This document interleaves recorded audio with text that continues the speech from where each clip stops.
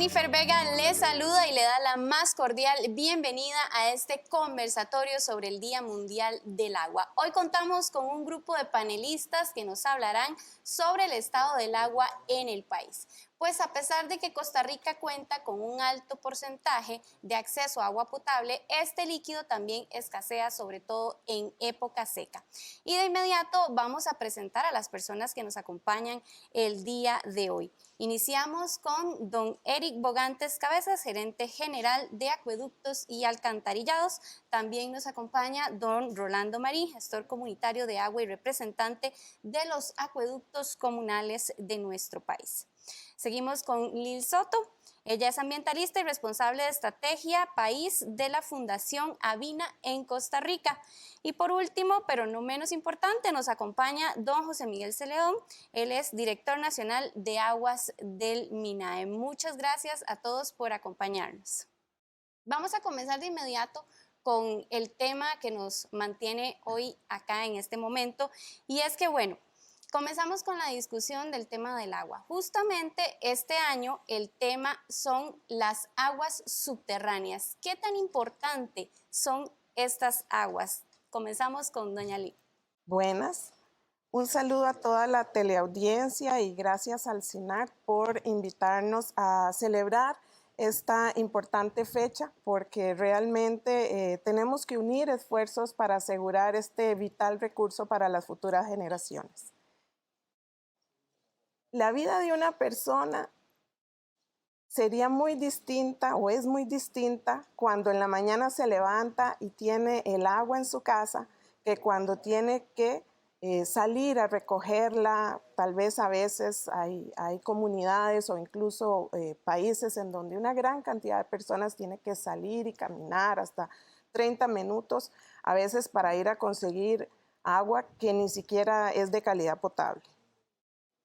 Entonces, conservar este recurso es vital para todas las sociedades del mundo y estamos trabajando en eso.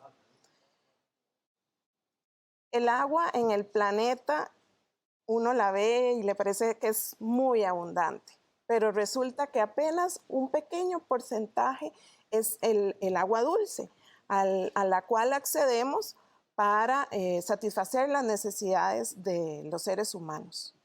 Y los acuíferos, el agua que está debajo de la tierra, y ahora seguro José Miguel nos explicará esto con más ciencia y profundidad, representan un 95% del agua dulce en el planeta. Es como una gran reserva que tenemos ahí. De hecho, aquí en Costa Rica, por ejemplo, el agua para consumo humano, 25% viene de estas reservas subterráneas. Esas reservas hay que cuidarlas. Algunas se recargan de manera natural, pero se pueden contaminar y las podemos sobreexplotar. Por eso es tan importante hacer visible lo invisible en este Día Mundial del Agua. Don José Miguel, adelante. Gracias. Bueno, definitivamente, primero, muchas gracias por la invitación. Creo que es un tema vital, agua es vida, y como dice la compañera Lil, y definitivamente cuando hablamos del agua, ¿verdad? Y en particular del agua subterránea, es un gran tesoro. Y yo creo que así como el mundo tenemos ese stock de agua subterránea, en Costa Rica también tenemos esa abundancia de agua subterránea que a veces no manejamos como un recurso realmente estratégico.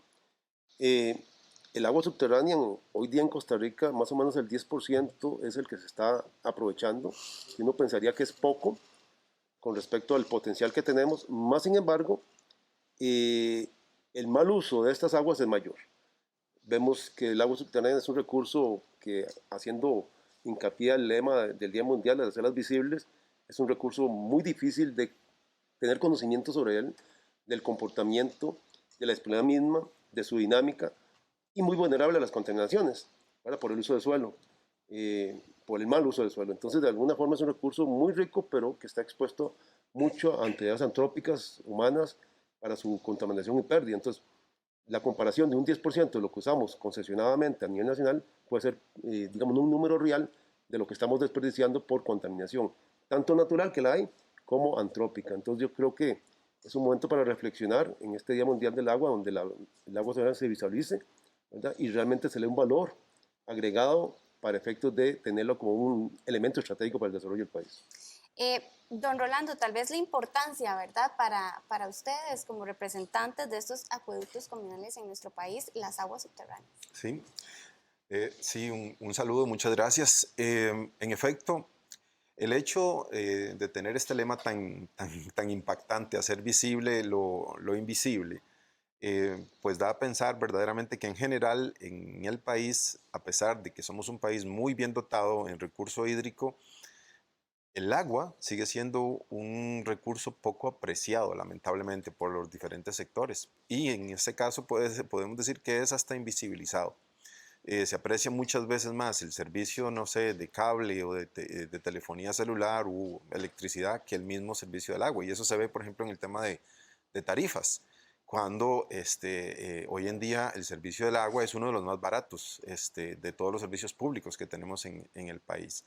Es importante considerar lo vital que es este recurso y protegerlo. Nosotros en los acueductos comunales estamos muy conscientes del grado de necesidad que tenemos en proteger este recurso. Nosotros hemos estado haciendo lo nuestro, digamos, sobre todo en temas de protección de las nacientes donde brota el agua, pero hay que ir más allá y es precisamente el tema de las aguas subterráneas. Donde se recargan estas aguas subterráneas son áreas que deberíamos de considerar urgentes de proteger, estratégicas, y que todavía el país, lamentablemente creo que como país, no hemos todavía hecho el paso hacia esa efectiva protección de ese recurso tan vital. Muchísimas gracias. Don Eric Bogantes, gerente general de Acueductos y Alcantarillados. Gracias y muy agradecido también por la invitación para estar acá con todos estos estimables colegas. Gracias a ustedes. Para acueductos y alcantarillados, la protección del recurso hídrico y especialmente el subterráneo es de vital importancia porque el servicio público que prestamos proviene principalmente de fuentes subterráneas. Si hacemos tal vez unos números así en números gruesos, diríamos que 3 de cada 4 de las fuentes que tenemos para aprovisionamiento del servicio público de agua proviene de un pozo o de una naciente subterránea. Entonces de ahí la gran importancia que se necesita proteger este recurso. También quisiera agregar a lo que mencionaba anteriormente don José Miguel, ¿verdad?, que no es solamente el sitio donde está el pozo o la naciente, sino el terreno alrededor, ¿verdad?, un área de protección o un radio de protección que se debe tener para no contaminarlo con otras actividades humanas y ya en un tamaño o escala de cuenca hidrográfica, como lo mencionaba don Rolando, ¿verdad?, también debemos hacer protección de la cuenca completa de las zonas de recarga. En ese sentido, nosotros, a partir de este año, Acueductos y Alcantarillados comenzó a aplicar una tarifa de protección del recurso hídrico, que es para desarrollar proyectos específicos, no en la parte de infraestructura del servicio, sino en la protección de las zonas de recarga donde tenemos, digamos, la fuente de recolección para el sistema. Y un punto adicional que quería mencionar es que como estas aguas son subterráneas, ¿verdad?, debemos de extraerlas, debemos de bombearlas desde profundidades que pueden ser pozos, diría yo, de poca profundidad, a 50 o 60 metros, hasta pozos que tenemos de 250 o 300 metros de profundidad. Y eso hace que se requiera mucha energía, en este caso energía eléctrica, para extraer esa agua, llevarla hasta los tanques y distribuirla hasta los usuarios. Entonces eso significa que el agua está teniendo un costo significativo, ¿verdad?, en el aprovisionamiento del servicio. No podemos como usuarios ser displicentes con el uso del líquido, sino que más bien deberíamos de ser muy racionales en el uso del mismo porque nos está costando energía, nos está costando dinero enviarlo, ¿verdad? Y además de que tenemos en este sentido, como la extracción se hace en forma directa de pozos o de nacientes, estas se ven afectadas con la estacionalidad. Entonces, en las épocas secas, nosotros dependemos solamente del caudal que tiene o la producción, digámoslo así, a filo de agua, ¿verdad? Entonces es importante ser muy conscientes del uso del preciado líquido. Don Eric, tal vez me quedo con usted un segundito para avanzar en otros temas, y es que hablemos un poquito de los Objetivos de Desarrollo Sostenible de las Naciones Unidas y la importancia en temas del agua para el 2030. Por supuesto. El Objetivo de Desarrollo Sostenible número 6, que es el agua para todos los habitantes del planeta, ¿verdad? De tener acceso al líquido, no solamente está suscrito por el país como firmante de los Objetivos de Desarrollo Sostenible, sino que también fue instaurado a nivel constitucional como un derecho humano. Entonces, nosotros como institución pública y también como ciudadanos costarricenses tenemos una obligación común, que es proteger el suministro o proteger el recurso hídrico y además hacerlo accesible a todos los pobladores.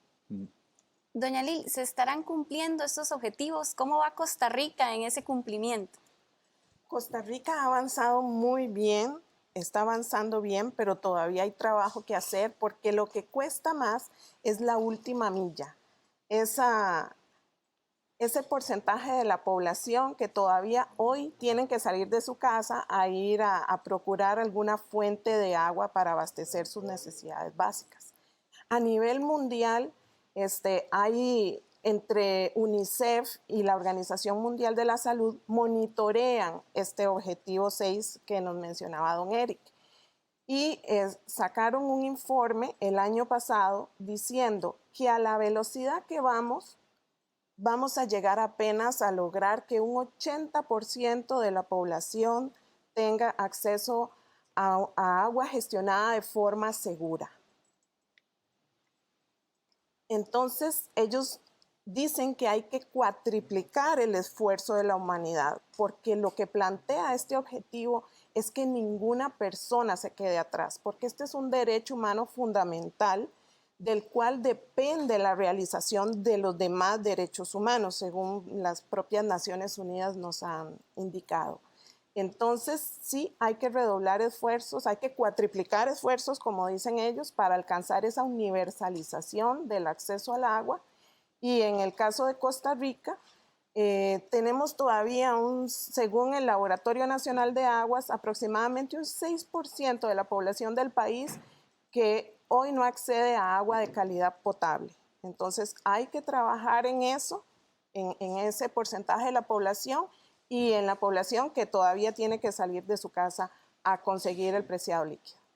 Bien, tenemos que hacer nuestra primera pausa comercial, pero no se vaya, quédese con nosotros, ya casi volvemos con más de este conversatorio sobre el Día Mundial del Agua. Ya regresamos.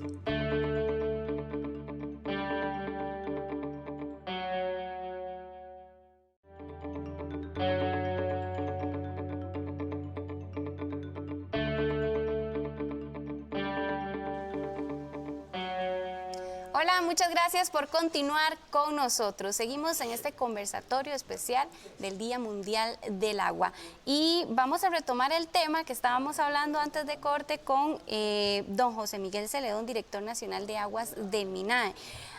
Esos objetivos, ¿verdad? Y ese objetivo principal que se está desarrollando en las Naciones Unidas de aquí al 2030, ¿qué le falta a Costa Rica, José? Bien comparto que el país todavía tiene grandes retos en cumplir los objetivos, sobre todo el 6, bueno, pero otros que son transversales también atendidos para el tema de aguas, porque el agua per se no es un recurso que solo se administra, sino que tiene que administrarse con otros recursos. Pero sí el país ha avanzado bastante, y el Ministerio de Ambiente y Energía que represento como ente rector en materia de aguas que administra el recurso hídrico a nivel nacional, lleva como seguimiento al indicador 6.51, que es de la gestión integrada. Para referirme solo a un indicador, pasamos de un 47 en el 2017 a un 51 en el 2020, ¿verdad? Lo que da en pie que hemos avanzado 4 punticos. ¿Y qué es gestión integrada? Bueno, pensar precisamente en una visión holística en manejo del recurso hídrico, pero ahí establece también retos, porque cuando uno profundiza hay retos en gobernanza, hay retos en investigación, retos en toma de decisión. Entonces, definitivamente creo que el país ha avanzado bastante, va en la buena línea, estamos con un frente amplio, pero sí hay todavía retos. Y quisiera referirme particularmente al tema de acceso al agua, porque cuando nosotros nos retiramos de las partes urbanas, nos vamos a las costas, o nos vamos más a parte rural, empieza a ser el porcentaje de atención menor, ¿verdad? Por muchas razones y con algunos riesgos en cuanto a disponibilidad, ¿verdad? Tenemos en la zona costera de Guanacaste con algunos problemas de disponibilidad, un crecimiento mínimo, una tensión, digamos, de crecimiento vegetativo que definitivamente hay que tener. Entonces, cuando hablamos de aguas subterráneas y nos retiramos a zonas, son las aguas que están sosteniendo este abastecimiento, ¿verdad? Y donde la estamos apostando a la proyección de crecimiento con otras aguas, porque el agua, si bien es subterránea, está disponible ahí, es limitada. Muy bien, don Rolando. Sí, gracias, Jennifer. Recordar nada más que el objetivo 6 relacionado con agua es más bien agua y saneamiento para todos. Y no debemos de olvidar el tema del saneamiento. Y ahora que estamos hablando de las aguas subterráneas, esa es lamentablemente nuestra agenda olvidada, el saneamiento en Costa Rica. Nosotros tenemos como país, debemos de sentirnos muy orgullosos del esfuerzo que se ha venido haciendo desde los años 60, cuando se funda el AIA, pero nos quedamos ahí en agua. Y en agua hemos hecho esfuerzos fabulosos. Y muchas veces la manera en cómo llamamos a las instituciones, eso nos causa freno, porque originalmente la institución se llamó Servicio Nacional de Aguas, de Acueductos y Alcantarillados. ¿Y el alcantarillado qué es? El alcantarillado es una técnica de evacuación, no es una técnica de tratamiento de aguas. Y entonces, el problema que tenemos actualmente es que nuestros ríos, no hay río. Yo le diría a cualquiera de las personas que están viendo el programa a ver cuál río en su comunidad está en condiciones de ir a pescar ahí, de ir a tomarse un baño. Ninguno. Estoy seguro que ninguno. Entonces, ahí tenemos un serio problema. Y eso lo que pasa es que impacta en nuestra calidad ambiental, impacta en los ríos, por supuesto, impacta en los mares. Tenemos la cuenca más contaminada de Centroamérica, que es el río Tárcoles, la cloaca del Valle Central, y lo sigue haciendo lamentablemente. Los esfuerzos de saneamiento que se están haciendo están en curso, pero todavía no van a solventar esta problemática. Entonces, sí, es fundamental abocarnos al tema del agua potable, en el cual el país ha hecho excelentes números y ya pronto esperemos que tengamos una cobertura casi que universal, pero en el tema de saneamiento necesitamos, si Lil Soto hablaba de cuadriplicar esfuerzos, yo creo que ahí vamos a tener que hacer 20 veces más el esfuerzo, porque no estamos hablando suficientemente de eso y hay que hablarlo. Y si no, ese tema lamentablemente se nos va a volver como un boomerang en la cara ambiental de Costa Rica. El saneamiento me refiero. Claro. En cuanto al acceso al agua, ¿verdad? Como derecho fundamental, como ya ustedes mismos lo mencionaban, ¿cómo está Costa Rica? Es un 93%, si no me equivoco, ustedes me sacan de la duda. Comenzamos con doña Lili. Sí, Costa Rica aproximadamente hay un 93% de la población que accede a agua gestionada de forma segura. ¿Qué significa esto que nos dice las Naciones Unidas? Y hay un asunto muy importante, y es que las Naciones Unidas con el ODS 6 pusieron sobre la mesa temas muy importantes que no estaban siendo atendidas en la agenda anterior, que eran los Objetivos de Desarrollo del Milenio, y es poner sobre la mesa la sostenibilidad en la gestión. Y por supuesto también, como decía Rolando, poner sobre la mesa el saneamiento, que un saneamiento inadecuado se nos revierte porque contamina justamente las fuentes de agua de las cuales nos tenemos que abastecer cuenca abajo. Tienen que ir de la mano, por así decirlo. Tienen que ir de la mano, exactamente. Entonces, sí, tenemos un 93% de personas que cumplen 3 características, que tienen agua en su casa, que tienen agua libre de contaminación y cuando la necesitan. Esto es un porcentaje altísimo en comparación con el resto de Latinoamérica y del mundo. Realmente es algo que hay que reconocer y que ahora tal vez podemos abordar porque esto también se ha logrado por el trabajo tesonero de los gestores y gestoras comunitarias del agua. Que tengamos esta estadística tan alta, claro que es un esfuerzo conjunto de Estado, pero bueno, ahora seguro más adelante abordamos ese tema. Así es. Don Eric, ¿qué pasa con ese porcentaje, verdad? ¿Qué esfuerzos está haciendo el país con ese porcentaje restante que no tiene ese acceso? Claro, nosotros a nivel institucional tenemos un plan de inversiones enorme. Creo que después del gobierno central con el Ministerio de Hacienda, Acueductos y Alcantarillados es la institución pública que está asumiendo los mayores montos de inversión a nivel nacional y todos están enfocados en el servicio de agua potable y de saneamiento. Hace un ratito don Rolando nos decía que en saneamiento tenemos que hacer una gran inversión. Nosotros en la parte de agua potable para los próximos 5 años tenemos previsto $800 millones de inversión y en saneamiento tenemos casi el doble. Tenemos 1.500 millones de inversión que están planificados todos para plantas de tratamiento, principalmente de ciudades costeras como Golfito, Quepos, Jacó. En este momento estamos licitando, está abierta la licitación para recibir ofertas para el sistema de tratamiento de Limón, una ampliación. Estamos construyendo el sistema de saneamiento en Puerto Viejo y además está dentro de ese plan de inversión también para la ciudad de Palmares. Como ven, estas apenas son unas 4 o 5 cabeceras cantonales, ¿verdad? O provinciales. Tenemos sistemas de saneamiento instalados en la mayoría de las ciudades o de provincias grandes. Aún así, nos falta muchísima inversión. Estamos también invirtiendo en el área metropolitana de San José, donde tenemos apenas como un 15% de conexiones domiciliares a una red de alcantarillado con saneamiento, ¿verdad? Y en ese sentido, como lo indicaban anteriormente, debemos de hacer unos niveles de inversión muy fuertes, y aquí tal vez sería bueno plantear algo, y es que el costo del servicio de saneamiento, por los niveles de inversión que requiere, ¿verdad? Y que esto se debe adicionar a la tarifa que se cobra por el servicio. En muchos países del mundo tiene un subsidio estatal o una inversión directa del Estado, porque el usuario en forma individual le resulta muy oneroso poder asumir completamente el costo del servicio si se le carga toda la inversión en forma directa a la tarifa.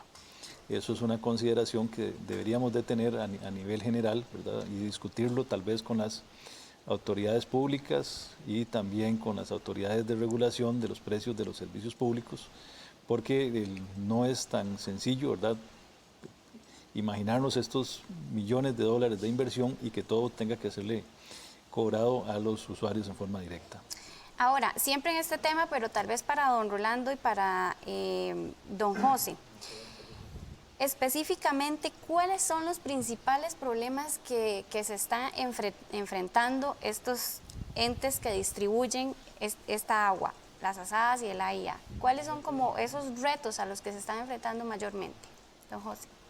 Vamos a ver cómo enfocar, y gracias, Jennifer, y si me lo permite, hablar un poquito del agua detrás del tubo, que yo le digo un poco, porque uno puede empezar en infraestructura, hay que hacerlo, como lo dice don Eric, pero también tenemos que pensar detrás del tubo, asegurar el agua, tener agua segura desde la cuenca.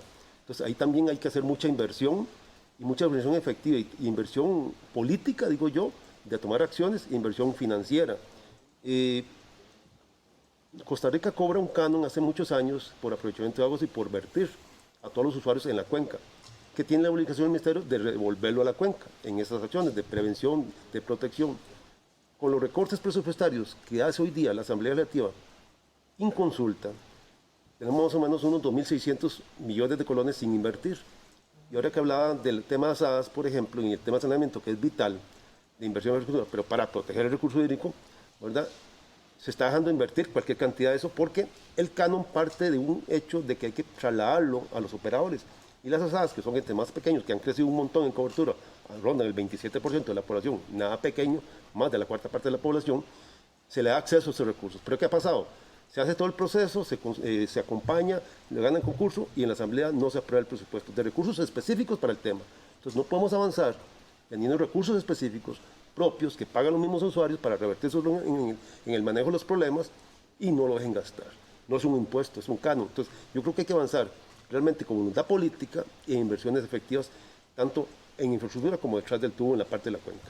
Y no sé si la cultura del ciudadano también tiene mucho que ver. ¿Cómo está nuestra cultura en cuanto a protección, verdad, del agua y a conciencia? Nos falta mucho.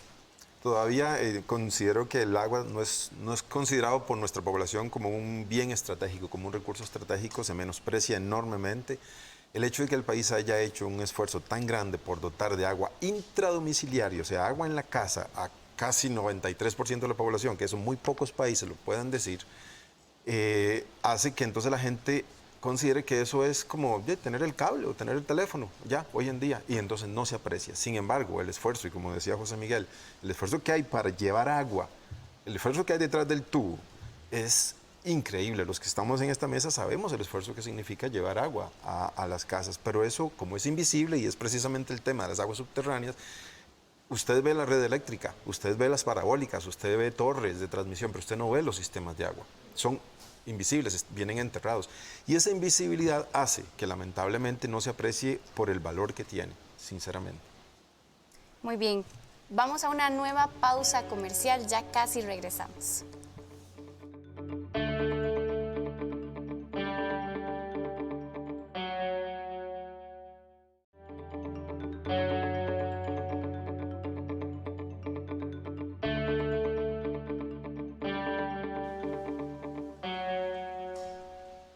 Estamos de vuelta en este conversatorio del Día Mundial del Agua. Agradecemos a nuestros panelistas y a ustedes que nos acompañan desde sus hogares. Seguimos con el tema de protección al agua, don Rolando, y antes de irnos a corte usted estaba hablando justamente de este tema. ¿Cómo conservar, cómo cuidar el agua en un mundo que cada vez, porque esto no es a nivel nacional, es a nivel mundial, que cada vez contamina más? Bueno, en el caso de nuestro país, el país ha hecho un esfuerzo enorme en lo que es la protección, digamos, de áreas de conservación y eso ha hecho el renombre de nuestro país a nivel internacional. Tenemos una gran cantidad de áreas protegidas y eso nos propicia, pues, servicios ambientales tales como el agua. Ahora bien, en lo que es propiamente nuestro recurso vital, del cual estamos hablando acá, todavía el país necesita hacer esfuerzos ingentes en esa protección y reconocer, tal y como decía don Eric, el valor del agua y el valor ecosistémico, del servicio ecosistémico que generan las zonas de recarga acuífera. Nosotros tenemos un mal cálculo en la definición de nuestras tarifas que pagamos hoy en día y por eso es que el servicio es tan barato. ¿Y cuál es ese mal cálculo? La ecuación está mal hecha, porque nosotros, por ejemplo, la ARECEP dice servicio al costo, pero entonces el servicio al costo es lo que a usted le cuesta sacar el agua, entubarla, almacenarla, acondicionarla, desinfectarla, distribuirla, comercializarla. Y nos quedamos ahí. Nos están faltando dos cosas muy importantes, una al inicio, otra al final. Una al inicio, ¿qué es? El agua está ahí porque hay sistemas naturales que la mantienen y no estamos pagando por eso, no estamos pagando por eso. Necesitamos pagar por eso. Dentro de las tarifas de agua hoy en día, solamente la empresa de servicios públicos de Heredia ha hecho un esfuerzo, poco, pero está haciendo un esfuerzo en eso. Ahora ya ha emprendido, pero a nivel de acueductos comunales eso, lamentablemente, ARECEP se hizo un instrumento que es demasiado engorroso y que nunca, lo pronostico yo, que nunca va a ser utilizado por nosotros, los acueductos comunales, para proteger efectivamente el agua. Eso es antes y después. Es que no estamos pagando por saneamiento. Está bueno que demos agua y que nuestra población tenga agua para tomar de calidad. Yo me puedo tomar un vaso de agua en cualquier parte de este país sin ningún problema y eso pocos países lo pueden decir. Pero una vez que yo me tomo esa agua y una vez que yo lavo mis trastes, una vez que yo me baño, ¿qué pasa con esa agua? Pregúntele a la abuela de Manuel. Va para el caño, va para el río, va para la quebrada, va para la calle en general. Eso es lo que está pasando. Entonces, lamentablemente, para la efectiva protección del agua necesitamos contabilizar todos los costos asociados a ese servicio, incluyendo toda la parte que yo dije de manejo, operación, gestión, pero antes, protección de ese recurso para tenerlo, porque ahora lamentablemente la premisa lo tenemos y ahí va a estar, nada más es de tomarlo y luego el saneamiento. ¿Qué hacemos con el agua usada? Don Eric. Gracias. En el tema de protección de recursos y tal vez continuando en el hilo que nos estaba planteando Rolando, nosotros como institución operadora y en alguna medida con algunas funciones rectoras sobre las asadas, les estamos dando algunos instrumentos para facilitar este mecanismo de gestión. Hemos hecho algunos esfuerzos enfocados en la especificación o unos, digamos así, términos de referencia con los que las asadas podrían comenzar a intentar acceder al uso de este mecanismo de tarifa de protección hídrica. Lo hemos trabajado junto con la ARECEP, también hemos tenido algunas conversaciones con otras organizaciones internacionales que nos han asesorado en el uso y la formulación y la protección del recurso hídrico, y consideramos que en el futuro va a ser muy importante que todas las asociaciones de gestión comunal del agua de alguna forma planteen y accedan a estos recursos, porque es como una tarea como del huevo o la gallina, ¿verdad? Si no se plantea el proyecto, no van a tener acceso a los recursos, pero si no tienen acceso a los recursos tampoco van a proteger la fuente primaria. Entonces es importante tratar de romper ese círculo de no acción, ¿verdad? Un círculo inactivo donde tenemos un mecanismo pero no lo estamos utilizando.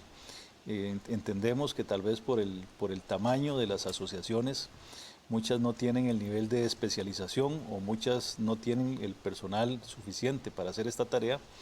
En este sentido, nosotros como institución los estamos apoyando y también nos estamos apoyando en organizaciones no gubernamentales como la que representa doña Lil Soto para todo lo que tiene que ver con protección de recurso hídrico.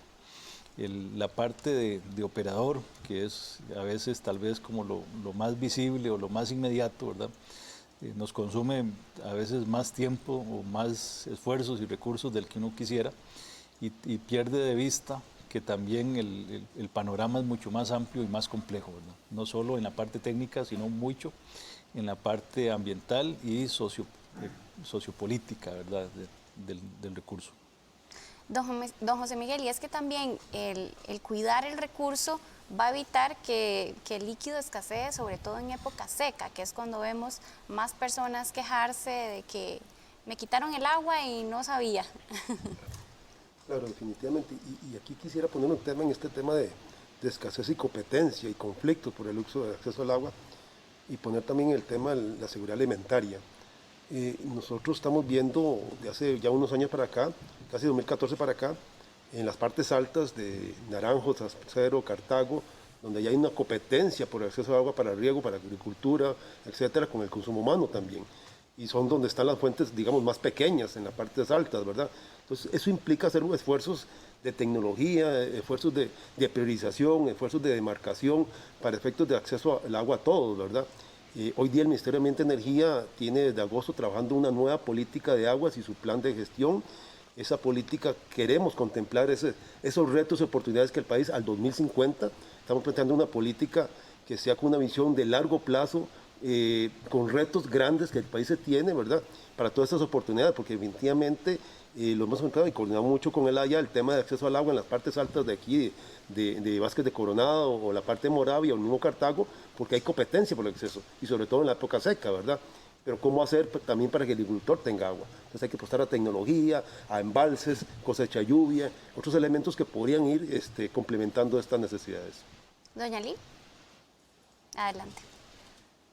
Hay un tema muy importante y que reconocer, y es el esfuerzo que hacen más de unos 10,000 gestores y gestoras comunitarios del agua día a día, sábados, domingos, feriados, para asegurar el acceso al agua de un 27% de la población de nuestras zonas rurales y periurbanas. Decía don Álvaro Ugalde, el padre, uno de los papás del Sistema de Áreas de Conservación de Costa Rica, que Costa Rica ya había conservado un 20%, ya ha conservado un 20% de su territorio, lo cual es muy importante, como nos decía Rolando, pero que a través del trabajo de las asadas y todos los acueductos comunales podríamos llegar a proteger un otro 20%, que eso es vital, ¿verdad?, para asegurar que haya agua para las futuras generaciones y para las actuales. Pero gestionar una asada no es una cosa como que alguien nazca aprendido. Y este esfuerzo requiere de muchas competencias. El AIA ha hecho un esfuerzo grandísimo por medir esos niveles de gestión, que de hecho creo que es el país en Latinoamérica que va más adelantado en ese sentido, porque ya lleva estadísticas semestrales de los niveles de gestión de las 1.390 asadas que hay en Costa Rica. Bueno, acueductos comunales que hay en Costa Rica. Pero el resultado es preocupante, ¿verdad? Hay un 70% con bajos niveles de gestión. Entonces, ¿por qué? ¿Cuál es el desafío aquí? Y tiene que ver con la sostenibilidad del acceso al agua, asegurar la sostenibilidad. Gestionar una asada requiere muchas competencias, no solo operativas, técnicas, pero también ambientales, sociales. Son escuelas de democracia, ellas tienen sus asambleas, tienen que pedir rendición de cuentas, rendir cuentas, tomar decisiones democráticas. Así que tienen que conocer de muchos temas. Y por eso es que estamos desde la Fundación Avina promoviendo en alianza con el AIA, con la ARECEP, con el Ministerio de Ambiente, estos centros de sostenibilidad para la gestión del agua en las asadas. Y ayudar a que ese músculo comunitario se fortalezca y entre ellas se apoyen para desarrollar estos centros de servicios, porque la sostenibilidad está muy relacionada con la escala, que es lo que nos decía don Eric. Y entonces, para un ente, una empresa pública que gestiona sistemas de agua a poblaciones grandísimas, se le da más fácil, la tarifa le permite hacer otro tipo de inversiones. Pero a las asadas, que varían mucho en tamaño y la mayoría son pequeñas, es todo un desafío. En cambio, a través de estos centros que son de asadas, para asadas, ellas unen esfuerzos y logran desarrollar economías de escala y poder aspirar a resolver problemas que van más allá de lo que una sola asada puede resolver. Muy bien, doña Lili, muchas gracias. Vamos a una nueva pausa comercial, ya casi regresamos.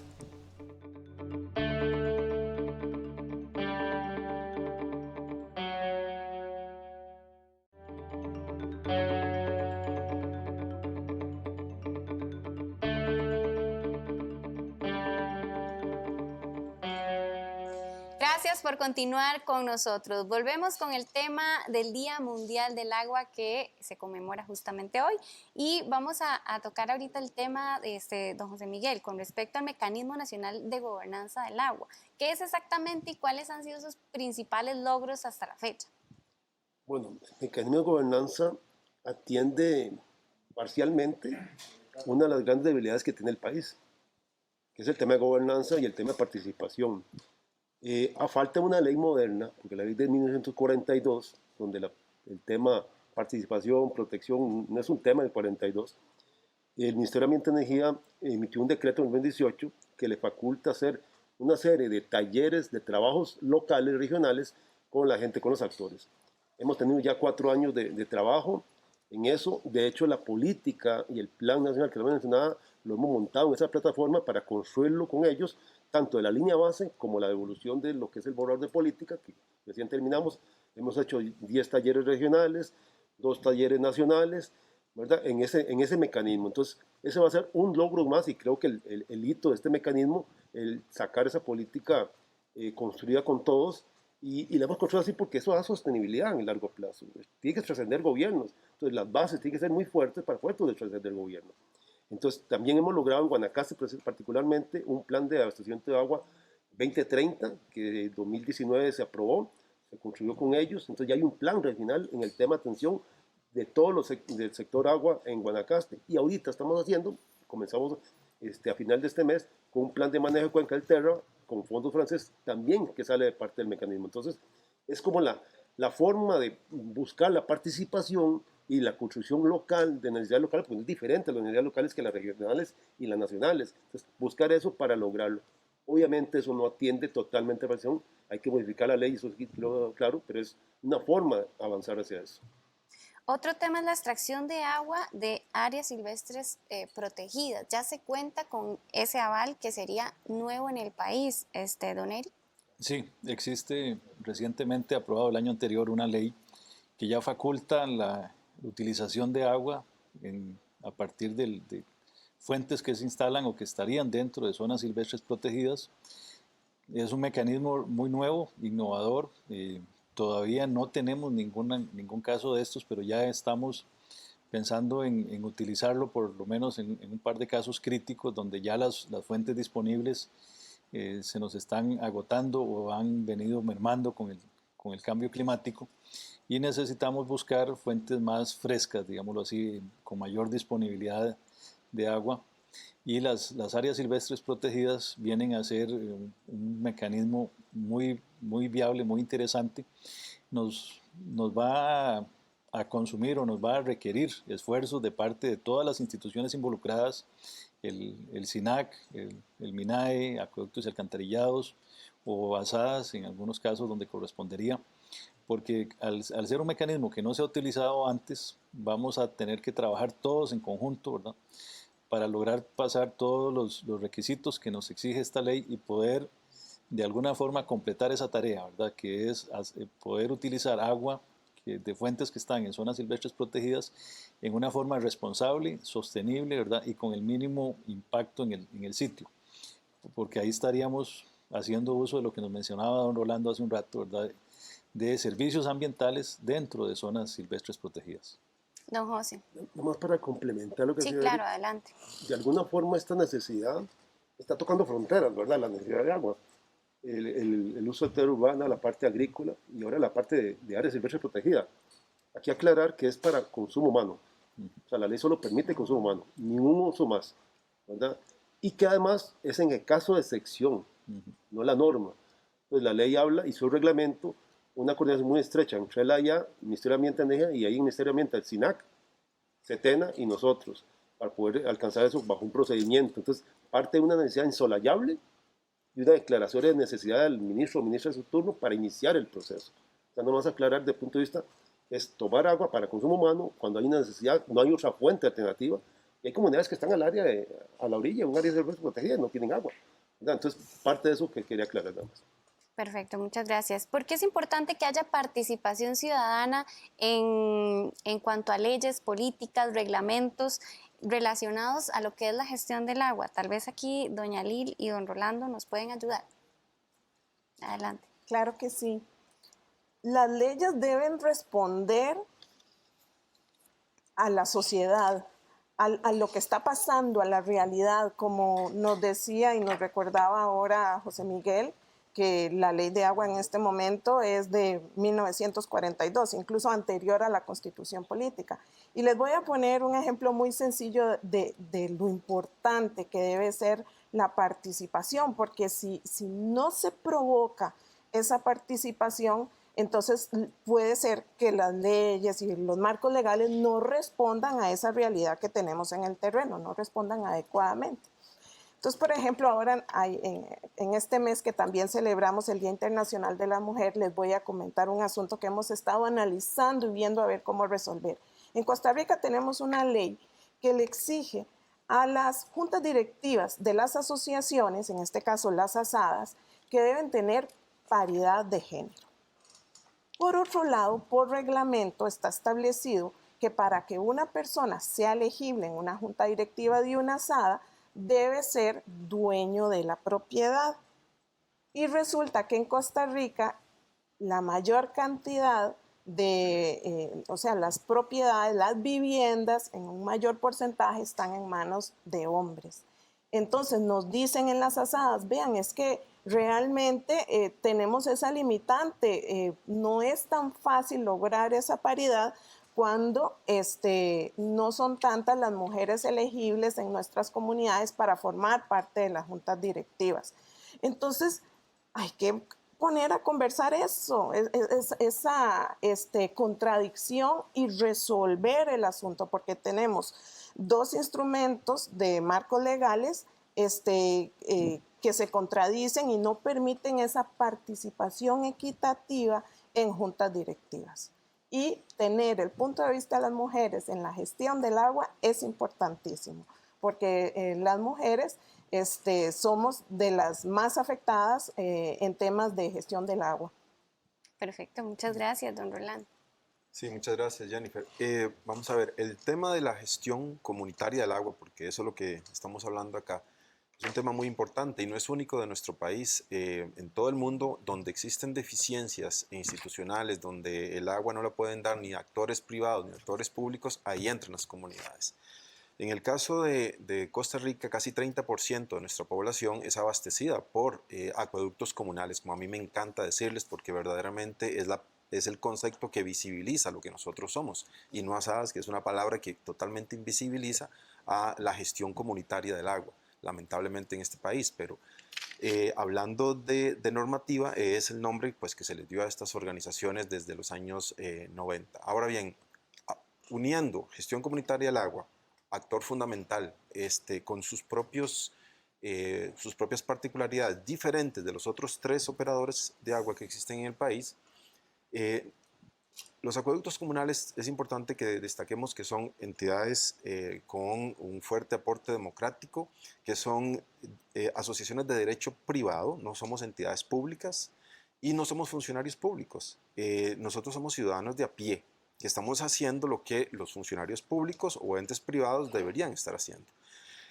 Lo hacemos con gran orgullo, lo hacemos con gran compromiso, pero necesitamos fortalecernos en nuestras capacidades y algo muy importante de lo que hablábamos anteriormente, los marcos jurídicos. Nosotros tenemos hoy en día, lamentablemente, un reglamento que fue actualizado muy recientemente, pero que no responde absolutamente a la naturaleza de lo que son nuestras organizaciones, y eso ha causado un enorme malestar dentro del sector de acueductos comunales. Los casi 1.400 acueductos comunales que hay en el país están muy inconformes con este reglamento, porque no es un reglamento hecho a la medida de las necesidades actuales de los acueductos comunales, ni de lo que es la realidad en la que nosotros funcionamos a nivel de nuestras comunidades. Nosotros necesitamos actuar bajo premisas de inmediatez, de localismos, de rapidez a gestionar y de adaptabilidad a las particularidades de nuestras comunidades. Y un reglamento como el actual, hablando de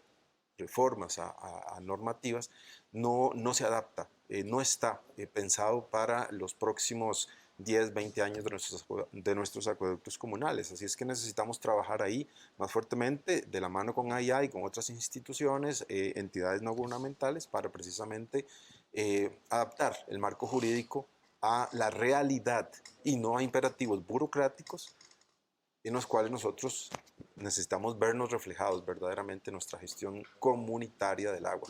Gestión comunitaria del agua es diferente a lo que es la gestión que hacen las entidades operadoras como municipios, Empresa de Servicios Públicos de Heredia o el AIA. Bueno, y lamentablemente se nos va acabando el tiempo, entonces para cerrar quisiera una pequeña conclusión de parte de cada uno de ustedes, tal vez si comenzamos con Don Eric. Gracias. De parte de Acueductos y Alcantarillados, como ente operador y también como ente delegador de servicio, quiero hacerle un llamado a los ciudadanos y a los usuarios del servicio público de acueducto, como usuarios del líquido vital, para que tengamos un uso racional del mismo, especialmente en el verano. Nos hemos encontrado que nosotros durante la época seca tenemos o tendemos a gastar un 18 a 20% más de agua que el resto del año, y esto es un contrasentido porque gastamos más en el momento de estiaje, o sea, en el momento de verano, cuando tenemos las fuentes con menor caudal. Entonces estamos comportándonos en una forma irracional. Nosotros, por lo mínimo que le solicitamos a todos los ciudadanos y usuarios de agua, es que no gasten más en el verano, hagan exactamente lo mismo, gasten lo mismo que el resto del año, y solamente ese pequeño cuidado, ese pequeño cambio de comportamiento es suficiente para que nosotros no tengamos restricciones o no tengamos racionamientos en la época seca. Si mantenemos un comportamiento de uso del recurso igual al resto del año, nada más no gastemos más agua en el verano porque es cuando menos hay. Perfecto, don Rolando, rapidísimo. Sí, muchas gracias.